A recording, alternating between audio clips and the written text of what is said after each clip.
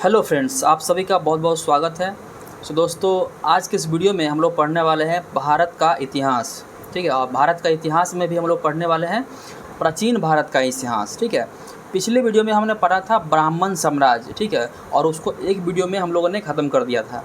आज के इस वीडियो में हम लोग पढ़ने वाले हैं मौर्योत्तर काल पढ़ेंगे। ठीक है, तो दोस्तों, वीडियो स्टार्ट करने से पहले अगर आपको वीडियो जो है पसंद आता है, अगर आपको ऐसा लगता है कि मेरे वीडियो से आपको कुछ फ़ायदा होता है, तो सबसे पहले आप जो है वीडियो को लाइक कीजिए और चैनल को सब्सक्राइब कर लीजिए। और जो कुछ भी आप सुझाव देना चाहते हैं आप मुझे, तो उससे रिलेटेड जो है आप इस वीडियो के नीचे कमेंट कर सकते हैं। ठीक है,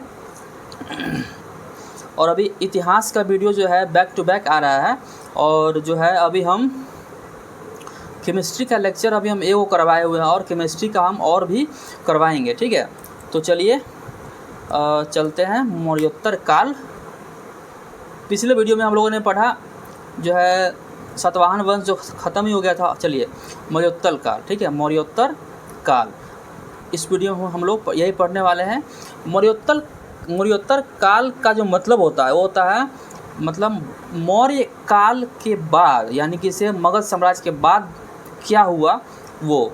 ठीक है, तो इसमें दिया हुआ है मौर्योत्तर काल के बाद भारत पर 4 विदेशी आक्रमण हुए। ठीक है, 4 विदेशी आक्रमण हुए। अब क्वेश्चन आपसे यही पूछा जाएगा कि मौर्योत्तर काल के बाद 4 विदेशी आक्रमण हुआ। ठीक है, ये 4 विदेशी आक्रमण है। अब इसको दे दिया क्वेश्चन में सजाने के लिए। ठीक है, पहला कौन, दूसरा कौन, तीसरा कौन, चौथा कौन। तो 4 नंबर पे आता है कुषाण। ठीक है, इसको याद करने का तरीका आप देखिए, ISPK, ISP। ठीक है, तो बीच में SP हो गया, इसको ISPK, इसको ऐसे आप जो है याद कर सकते हैं। पहला जो है इंडो ग्रीक, यानी कि हिंदी यूनानी ने। दूसरा शक, यानी कि सीथियन ने। तीसरा है पल्लव पार्थियन ने। और चौथा कुषाण। इन चारों ने है जो है भारत पर विदेशी आक्रमण किया था। ठीक है, पहला अब हम लोग पढ़ने वाले हैं हिंदी यूनानी, यानी कि इंडो ग्रीक। ठीक है, डेमोट्रियस ने सर्वप्रथम भारत पर आक्रमण किया था। डेमोट्रियस ने सर्वप्रथम भारत पर आक्रमण किया था।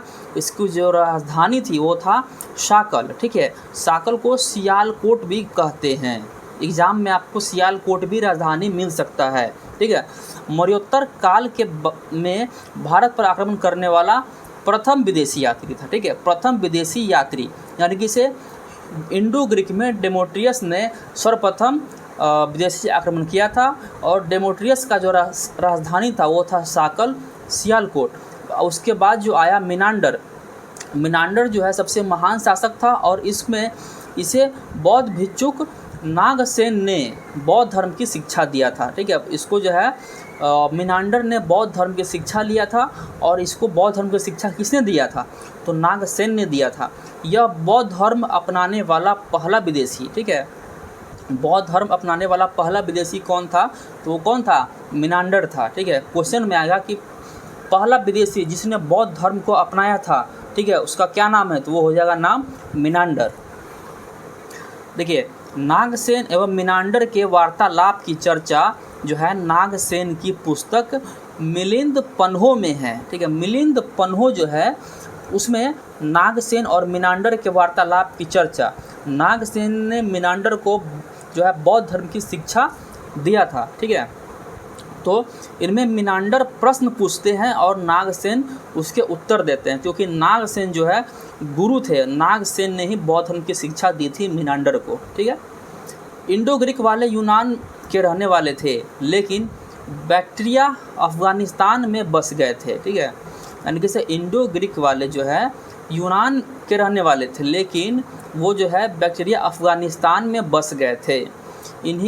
इन्हें काली मिर्च बहुत पसंद थी। ठीक है, काली मिर्च बहुत पसंद थी, और काली मिर्च को यवन प्रिय। अब क्वेश्चन पूछेगा कि यवन प्रिय किसको कहा जाता है? तो एक ऑप्शन में होगा काली मिर्च, तो आपको काली मिर्च लगा के आ जाना है, सही हो जाएगा। भारत में पहली बार चित्रयुक्त एवं लेखयुक्त सोने के सिक्के जो है यूनानियों द्वारा चलाया जाता है, ठीक है। चित्रयुक्त और लेखयुक्त, यानी कि इसे लिखा हुआ और फोटो, लिखा हुआ भी लिखा हुआ भी था और उस सिक्के पे फोटो भी बना हुआ है, यानी कि चित्रयुक्त। किसने शुरू किया? तो यूनानियों ने शुरू किया था। अच्छा, अब ये क्वेश्चन पूछा जाता है कि सर्वाधिक सोने का सिक्का चलाया गया था गुप्त वंश। गुप्त वंश ने सर्वाधिक सोने का सिक्का चलाया, ठीक है। सर्वाधिक अशुद्ध सोने का सिक्का, ठीक है, सर्वाधिक अशुद्ध सोने का सिक्का चलाया था गुप्त वंश। गुप्त वंश जो है सोने का सिक्का तो चलाया सर्वाधिक, लेकिन सर्वाधिक के चक्कर में क्या हुआ, गड़बड़ हो गया और उसमें अशुद्ध सिक्का भी आ गया। सर्वाधिक शुद्ध सोने का सिक्का चलाया था कुषाण वंश, ठीक है। कुषाण वंश जो है शुद्ध सोने का सिक्का चलाया। गुप्त वंश ने सर्वाधिक सिक्के तो चलाया, लेकिन उसमें क्या हुआ, बहुत सारी अशुद्धियाँ निकल गया सोने में, ठीक है। सोना में बहुत सारी अशुद्धियाँ निकल गया, जिसके कारण गुप्त वंश, ठीक है। उसके बाद शुद्ध सोने का सिक्का चलाया था कुषाण वंश ने। भारतीय नाटक का विकास यूनानियों के द्वारा हुआ, यानी कि इसे भारतीय नाटक का विकास यूनानियों के द्वारा हुआ। भारतीय नाटक के पर्दा के लिए, ठीक है, भारतीय नाटक के पर्दा के लिए यूनानियों के द्वारा यवनिक शब्द का प्रयोग किया गया था, ठीक है। यवनिक, अब पूछेगा एग्जाम में यवनिका क्या है, ठीक है। यवनिका क्या है?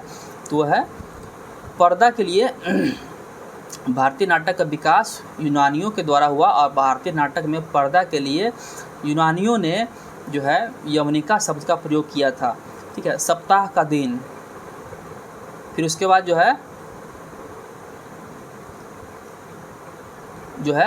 उसके बाद सप्ताह का दिन, ठीक है। उसके बाद सप्ताह का दिन, राशि की जानकारी दिया था। फिर हेलेनिस्टिक कला मूर्ति, ठीक है, ये किससे संबंधित है? तो गंधार शैली से संबंधित है, ठीक है। किससे संबंधित है? तो गंधार शैली से संबंधित है। अब हम लोग दूसरा चलेंगे शक, ठीक है। शक जो है दूसरा विदेशी आक्रमण हुआ था भारत पे। यह मध्य एशिया के लोग रहने वाले थे और इसके जो पहले राजा थे वो था माओ, ठीक है। पहले राजा था माओ। शक अपने को क्षत्रप कहते थे, ठीक है। एग्जाम में पूछता है, सीधे दे देगा क्षत्रप शब्द से आप क्या समझते हैं, ठीक है। क्षत्रप कौन था? तो क्षत्रप जो था शक लोग था, ठीक है। भारत में चारागाह की खोज करने आए थे, ठीक है। चारागाह का खोज करने आया था शक, ठीक है। ये भारत में आकर 5 जगहों में बसे थे और ये 5 जगह का यहाँ पे नाम दिया गया है। पहला अफ़गानिस्तान, कंधार, पाकिस्तान, तक्षशिला, मालवा यूपी, मथुरा यूपी और उज्जैन मध्य प्रदेश, ठीक है। भारत का 3 गो है और अफ़गानिस्तान का 1 गो है और पाकिस्तान का 1 गो है, ठीक है। इस तरीके से आपको याद रखना है कि अफ़गानिस्तान में आया, पाकिस्तान में आया, मालवा में आया, म से मालवा, म से मथुरा, उसके बाद उज्जैन मध्य प्रदेश में आ गया, ठीक है। शक जो है 5 जगह पे आके बसा गया था, ठीक है, ये आपको बता दिए। शक का सबसे प्रतापी शासक जो था वो था रुद्रदामन, ठीक है। रुद्रदामन बहुत सारे एग्जाम में पूछा गया। जूनागढ़ का अभिलेख किसके द्वारा? जूनागढ़ का अभिलेख किसके द्वारा? तो रुद्रदामन के द्वारा। भारतीय इतिहास में संस्कृत में लिखा जाने वाला प्रथम अभिलेख, ठीक है। संस्कृत में जो है लिखा जाने वाला प्रथम अभिलेख किसने लिखा? वो था रुद्रदामन के शासक काल में, ठीक है। रुद्रदामन कौन था? तो रुद्रदामन जो था शक वंश यानी शकों का सबसे प्रतापी शासक था रुद्रदामन। सुदर्शन झील की मरम्मत किसने करवाई? सुदर्शन झील की मरम्मत करवाई थी रुद्रदामन ने। अब सुदर्शन झील है कहाँ? सुदर्शन झील कहाँ है? तो गुजरात में है, ठीक है। सुदर्शन झील का मरम्मत, देखिए सुदर्शन झील के बारे में बहुत सारा क्वेश्चन पूछता है, तो यहाँ पे देखिए ये नोट्स इसीलिए अच्छा हो जाता है कि सुदर्शन झील, ठीक है, सुदर्शन झील का निर्माण किसने करवाया था? तो चंद्रगुप्त मौर्य ने करवाया था, ठीक है। और इसका मरम्मत 3 बार मरम्मत हुआ था, 3 बार मरम्मत हुआ था जो है सुदर्शन झील का। पहली बार जो मरम्मत करवाया था अशोक ने करवाया था, ठीक है। दूसरी बार जो मरम्मत करवाया था रुद्रदामन ने करवाया था। रुद्रदामन कौन था? तो शकों का सबसे प्रतापी शासक था, ठीक है। फिर उसके बाद स्कंदगुप्त ने भी इसकी मरम्मत करवाई थी, यानी कि 3 शासकों ने इसकी मरम्मत करवाई। पहला अशोक, दूसरा रुद्रदामन और तीसरा स्कंदगुप्त ने इसका मरम्मत करवाया था। ठीक है। 58 BC, देखिए 58 BC में उज्जैन का एक स्थानीय राजा ने शकों को पराजित करके उसको जो है बाहर खदेड़ दिया और विक्रमादित्य की उपाधि धारण किया था। ठीक है, विक्रमादित्य की उपाधि धारण किया था। इस उपलक्ष्य में 58 BC को, इस उपलक्ष्य में जो है 58 BC को क्या बोलते हैं? विक्रम संवत। ठीक है, विक्रम संवत नामक कैलेंडर चलाया। ठीक है, विक्रम संवत नामक कैलेंडर चलाया। विक्रम संवत कैलेंडर कहाँ से उत्पन्न हुआ? आप लोगों को पता चल गया कि एक शासक था, एक राजा था, जिसने 58 BC में जो है शकों को पराजित करके भारत से भगा दिया। उसके बाद उसने विक्रमादित्य की उपाधि धारण की और विक्रमादित्य की उपाधि धारण करने के बाद से ही, ठीक है, विक्रम संवत जो है कैलेंडर चलाया। ठीक है, अभी तक कुल 14 राजाओं ने, ठीक है, अब क्वेश्चन पूछता है कि अभी तक कितने राजाओं ने विक्रमादित्य की उपाधि धारण की है। ठीक है, और ऑप्शन में आपको रहेगा कि 10 राजा, 20 राजा, 14 राजा और 8 राजा। तो जहाँ पर 14 राजा आपको मिल जाएगा वही आपका आंसर होगा, क्योंकि अभी तक 14 राजाओं ने विक्रमादित्य की उपाधि धारण किया है। ठीक है, इस सबसे लोकप्रिय विक्रमादित्य जो है वो है चंद्रगुप्त विक्रमादित्य। ठीक है, चंद्रगुप्त विक्रमादित्य सबसे लोकप्रिय विक्रमादित्य है। ठीक है, लेकिन अगर क्वेश्चन पूछेगा कि 14वां विक्रमादित्य कौन था, तो वो कौन था? हेमू था। ठीक है, 14वां विक्रमादित्य कौन था? तो हेमू था। अब आगे चलते हैं। पल्लव, पल्लव को हम लोग क्या बोलते हैं? पार्थियन बोलते हैं। पल्लव को क्या बोलते हैं? पार्थियन बोलते हैं। ठीक है, मिथ्रेडस, मिथ्रेडस पल्लव वंश के जो है संस्थापक है। ये क्वेश्चन एग्जाम में पूछा हुआ है कि पल्लव वंश का संस्थापक कौन है? मिथ्रेडस है, और इसकी जो राजधानी है पुरुषपुर और पेशावर। प से पल्लव, प से पल्लव, प से पुरुषपुर, प से पेशावर। ठीक है, पल्लव यानी कि पार्थियन, पार्थियनों का सबसे प्रतापी शासक कौन था? तो गोंदोफर्मिस था। सबसे प्रतापी शासक कौन था? गोंदोफर्मिस था। इनके समय में पुर्तगाल का ईसाई धर्म प्रचारक सेंट थॉमस, ठीक है, इसके समय में सेंट थॉमस जो है पुर्तगाल का ईसाई धर्म प्रचारक था, वो भारत आया था। यह भारत आने वाला प्रथम, ठीक है, भारत आने वाला प्रथम ईसाई धर्म का प्रचारक था। ठीक है, पहला ईसाई धर्म का प्रचारक कौन था? सेंट थॉमस, जो भारत में आया था गोंदोफर्मिस के शासन काल में। ये ईरान, फारस, पर्शिया के थे, जिसके कारण इन्हें पार्सियन कहा जाता है। ठीक है, पार्थियन कहा जाता है। किसको बोला जाता है? पल्लव, जो कि पल्लव को ईरान, फारस, पर्शिया के थे, जिसके कारण इनको क्या बोला जाता है? पार्सियन कहा जाता है पल्लव को। ठीक है, अब आगे चलते हैं कुषाण। कुषाण जो है चौथे नंबर पे आता है। जब भारत पर विदेशी आक्रमण हुआ मौर्योत्तर काल में जब भारत पर विदेशी आक्रमण हुआ तो कुषाणों ने चौथे नंबर पे जो है भारत पर आक्रमण किया था। ठीक है, कुषाणों का जो संस्थापक था वो था कुजुलकंडफिडस। ठीक है, कुजुलकंडफिसस ने कुषाणों का संस्थापक था और इन्हें तांबे का सिक्का चलाया। ठीक है, और इन्होंने तांबे का सिक्का चलाया। और अगर हम क्वेश्चन पूछे आपसे कि सर्वाधिक सोने का सिक्का किसने चलवाया? ठीक है, सर्वाधिक सोने का सिक्का किसने चलवाया और सर्वाधिक अशुद्ध सोने का सिक्का किसने चलाया? ठीक है, तो चलाया था गुप्त वंश। ठीक है, गुप्त वंश में ही चलाया था। देखिए यहाँ पे लिखा हुआ था गुप्त वंश में, और सर्वाधिक अशुद्ध सोने का सिक्का भी गुप्त वंश में, लेकिन सर्वाधिक शुद्ध सोने का सिक्का चलाया था कुषाण वंश में। ठीक है, तो सर्वाधिक सोने का सिक्का, शुद्ध सिक्का किसने चलाया था? तो वो चलाया था कुषाण वंश ने। ठीक है, और कुषाण वंश ने जो ही तांबे का सिक्का भी चलाया था। ठीक है, विम एक तो था यहाँ पे कुजुल कडफिसस, यहाँ पे है विम कडफिसस। इस वंश का सबसे वास्तविक संस्थापक माना जाता है विम कडफिसस को। इस वंश का पहला शासक जो सोने का सिक्का जारी किया था, पहला शासक था इस वंश का जिसने सोने का सिक्का जारी किया था। सिक्कों को शिव, नंदी और त्रिशूल की आकृति, ठीक है, सिक्कों पर शिव, नंदी, त्रिशूल की आकृति। आप ऐसे याद रखो कि कुषाणों के समय जो सिक्का जारी किया गया था उस पर जो है शिव भगवान और नंदी, त्रिशूल की आकृति हुआ करता था, ठीक है। कनिष्क को जो है इस वंश का सबसे प्रतापी शासक माना जाता है। इसने अपनी राजनीतिक राजधानी पेशावर को बनाया, ठीक है। राजधानी किसको बनाया जी? तो पेशावर को बनाया, जबकि सांस्कृतिक राजधानी तक्षशिला थी, ठीक है। अब यहाँ से क्वेश्चन भी अराइज होगा कि राजनीतिक, देखिए यहाँ से क्वेश्चन आपको ये हो सकता है कि राजनीतिक राजधानी इन्होंने पेशावर को बनाया, लेकिन सांस्कृतिक राजधानी तक्षशिला को बनाया। बाद में सांस्कृतिक राजधानी को जो है मथुरा को बनाया, ठीक है। बाद में सांस्कृतिक राजधानी तक्षशिला को हटा करके मथुरा में स्थापित किया, ठीक है। तो यहाँ से क्वेश्चन आ सकता है, ठीक है, कि कनिष्क जो है कुषाण वंश का कनिष्क शासक जो था उसने अपनी सांस्कृतिक राजधानी तक्षशिला से हटाकर कहाँ स्थापित किया, ठीक है। तो ये आंसर हो जाएगा मथुरा, ठीक है।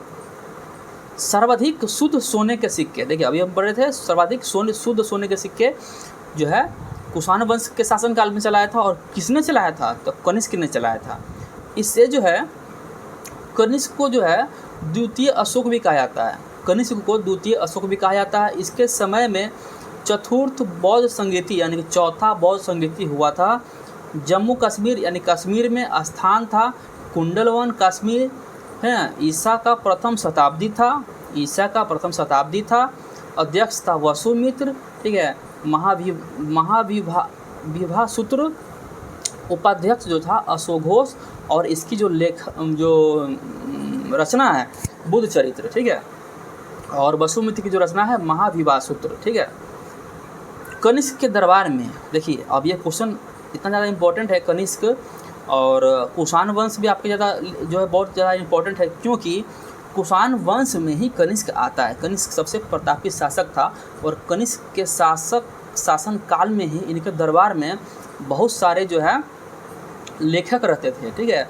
तो उनके दरबार में जितने भी लेखक रहते थे उनका यहाँ पे दिया हुआ है। तो यहाँ पे जो ट्रिक के माध्यम से है, पहला है ए, दूसरा है बी और सी, यानी कि ABC, फिर नाग पासर्व, ठीक है, पासर्व, यानी अ से अश्वघोष, बी से वसुमित्र, सी से चरक, ठीक है। ABC अगर आप याद रखेंगे, ABC कनिष्क यानी ABC, तो उसमें याद रखा ए से अश्वघोष, बी से वसुमित्र, सी से चरक, ठीक है। तीनों लोग कनिष्क के दरबार में रहते थे। उसके बाद जो आता है नाग और पासर्व, तो नाग से नागार्जुन, फिर उसके बाद नागार्जुन ने ही मिनांडर को बौद्ध की शिक्षा दिया था। इससे पहले हम लोग जो पढ़े थे, ठीक है। पार्श्व यानी पार्श्व, ठीक है, यानी पार्श्व, ठीक है। तो अश्वघोष, वसुमित्र, चरक, नागार्जुन और पार्श्व, जो पांचों जो थे कवि जो है इनके दरबार में रहते थे, ठीक है। अश्वघोष जो है बुद्ध चरितम की रचना किया था। वसुमित्र जो है महाविवाह शास्त्र का रचना किया था। चरक जो है चिकित्सक था और चरक संहिता का लेखक था। भारत का आइंस्टीन कहा जाता है नागार्जुन को, ठीक है। भारत का आइंस्टीन किसको बोलते हैं? एग्जाम में पूछा हुआ है कि भारत का आइंस्टीन किसको बोला जाता है, तो नागार्जुन को। इनकी जो पुस्तक है माध्यमिक सूत्र है, ठीक है। कनिष्क तथा पान चाऊ जो चीन के थे, इनके बीच जो है युद्ध हुआ था और उसमें कनिष्क की हार हुआ था, ठीक है। कनिष्क की जो है हार हुआ था। रेशम मार्ग पर चीन का अधिकार हो गया, ठीक है। रेशम मार्ग पर चीन का अधिकार हुआ। पुनः कनिष्क द्वारा रेशम मार्ग पर अधिकार कर लिया गया। पुनः कनिष्क द्वारा जो है रेशम मार्ग पर जो है अधिकार कर लिया गया। मूर्ति बनाने की शैली, मूर्ति बनाने की शैली बहुत ज़्यादा इम्पोर्टेंट है, ठीक है। तो जो है कनिष्क जो है जो कनिष्क के जो दरबार में जो है इतने सारे लोग रहते, वो तो बताए कि आपको। अब जो है मूर्ति बनाने की शैली इनके समय में कैसा था, तो पहला था मथुरा शैली। मथुरा शैली से मतलब है कि कनिष्क ने अपनी सांस्कृतिक राजधानी तक्षशिला से हटाकर मथुरा की, ठीक है। लेकिन यहाँ तो मथुरा शैली है, तो मथुरा आया तो हम आपको बता दिए कि कैसे कैसे क्या उनकी राजधानी था। तो मूर्ति बनाने की जो शैली था मथुरा की शैली, और दूसरा था गांधार शैली, ठीक है। मथुरा की शैली महात्मा बुद्ध की पहली प्रतिमा जो है बनती है मथुरा की शैली में ही बनती है, ठीक है।